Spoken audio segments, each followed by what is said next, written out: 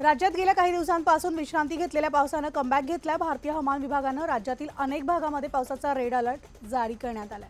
रायगड जिल्ह्याला red alert दिलाय। पुणे आणि सातारा जिल्ह्यातील घाटमाथ्याच्या भागांना सुद्धा रेड अलर्ट जारी करण्यात आलाय। पालघर, ठाणे, रत्नागिरी या जिल्ह्यांना ऑरेंज अलर्ट देण्यात आलाय। तर मुंबईमध्ये दमदार पाऊस झालेला असून मुंबईतही आज आणि उद्या मुसळधार ते अतिमुसळधार पावसाचा अंदाज आहे।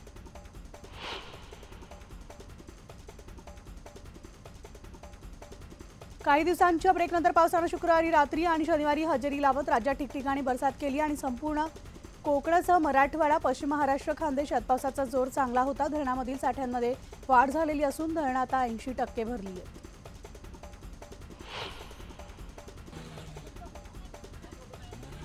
सोलापूरमधील बार्शी तालुक्यामधील आगळगाव परिसरामध्ये मुसळधार पावसामुळे नदी नाले तुडुंब भरून वाहू लागलेत। तर आगळगाव परिसरात झालेल्या पावसामुळे चांदणी नदीकाठच्या गावांचा संपर्क देखील तुटलाय। मुसळधार पावसामुळे सोलापूरला चांगलंच झोडपून काढलंय।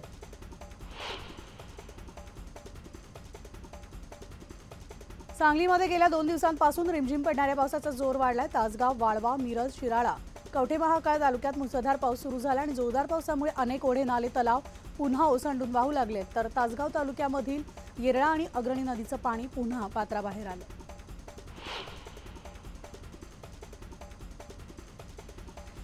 छत्रपती संभाजीनगर जिल्ह्यामधील खुलताबाद शहरासह आसपासच्या परिसरामध्ये 2 दिवस जोरदार पाऊस झाला आणि या पावसामुळे जगप्रसिद्ध वेरूळ लेणी परिसरात असणारा सीताना आणि धबधबा हा प्रवाहित झाला। त्याचबरोबर आसपास असणारे छोटे मोठे धबधबे सुद्धा आता ओसंडून वाहू लागले। तर या ठिकाणी पर्यटकांची गर्दी देखील वाढती।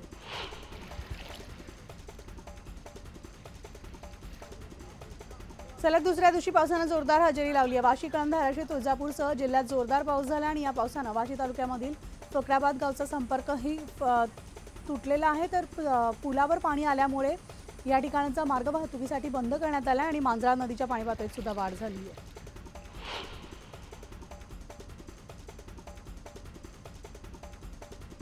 पुण्यामधील शिवणे इथं नदीपात्रात 2 तरुण अडकले होते। अग्निशमन दलाच्या जवानांनी तात्काळ बचाव कार्य सुरू करून 2 तासाच्या अथक प्रयत्नानंतर या दोन्ही तरुणांची सुखरूप सुटका केली आहे। नांदेड येथील विष्णुपुरी धरण 100% क्षमतेनं भरले। पाणलोट क्षेत्रात सुरू असलेल्या सततच्या पावसामुळे प्रकल्पाच्या पाणी पातळीत वाढ असल्यानं गोदावरी नदीपात्रात पाण्याची आवक वाढली आहे। त्यामुळे आता नदीकाठच्या गावांना सतर्कतेचा इशारा देण्यात आला आहे।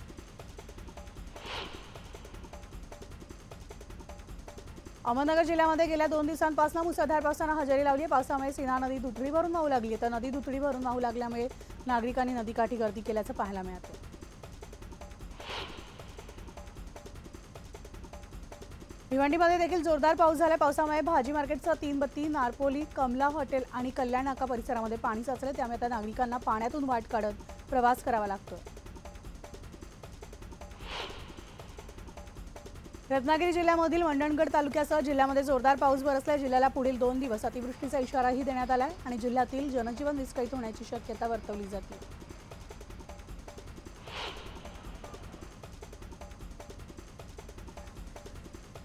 गेल्या 2 दिवसांपासून धुळे जिल्ह्यामध्ये जोरदार पाऊस सुरू आहे। त्यामुळे आता नदी नाल्यांसह बंधारे ओसंडून वाहू लागलेत। पावसामुळे भात नदीला पूर आलाय। तर धंदाणे आणि तिसगाव या गावाचा संपर्कही तुटलाय। गावाला जोडणारा पूल पाण्याखाली गेल्यामुळे शाळकरी विद्यार्थ्यांसह ग्रामस्थांना चांगलीच कसरत करावी लागते।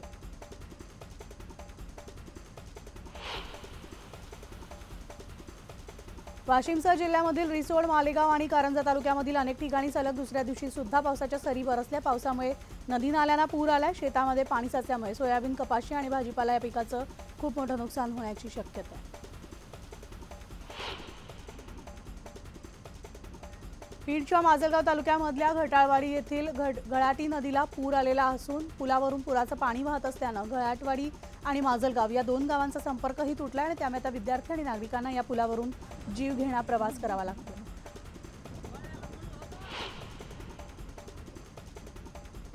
नांदेड जिल्ह्यामधल्या लिंबोटी धरण पूर्ण क्षमतेनं भरले। पाणलोट क्षेत्रातील मुसळधार पावसामुळे धरणातून पाण्याचा विसर्ग केला जाण्याची शक्यता आहे। तर या धरणामधून जिल्ह्यामधील कंधार, लोहा, पालम, उदगीर आणि अहमदपूर तालुक्यांना पाणीपुरवठा केला जातो आणि त्यामुळे आता पिण्याच्या पाण्याचा आणि सिंचनाचा प्रश्न मिटलाय।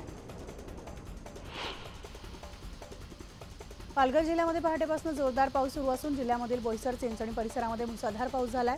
पावसामुळे सखल भागामध्ये पाणी साचले तर आजही पालघर जिल्ह्याला ऑरेंज अलर्ट देण्यात आलाय।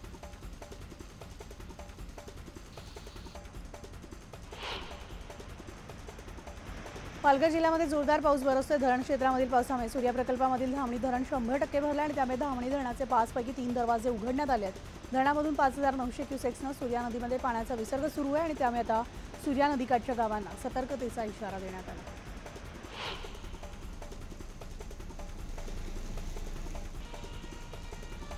गोंदिया जिल्ह्यामध्ये दुपारनंतर पावसाचा जोर वाढला। अनेक ठिकाणी पावसाच्या जोरदार सरी बरसल्यामुळे शेतकऱ्यांना दिलासाही मिळाला आणि धरणाच्या पाणीसाठ्यात वाढ होण्याची शक्यता आहे। काही दिवसांच्या प्रतीक्षेनंतर मावळ तालुक्यामध्ये पावसाचं पुन्हा आगमन झाले। मुसळधार पावसामुळे मावळमधील सगळी धरणं आता भरलेली असून नद्या देखील दुथडी भरून वाहतात। पावसामुळे खरीप पिकांना फायदा होणार असल्यानं शेतकऱ्यांमध्ये आनंदाचं वातावरण आहे आणि दुसरीकडे मात्र जुन्या मुंबई पुणे मार्गावरून प्रवास करणाऱ्या वाहन चालकांना वाहन चालवताना कसरत करावी लागते।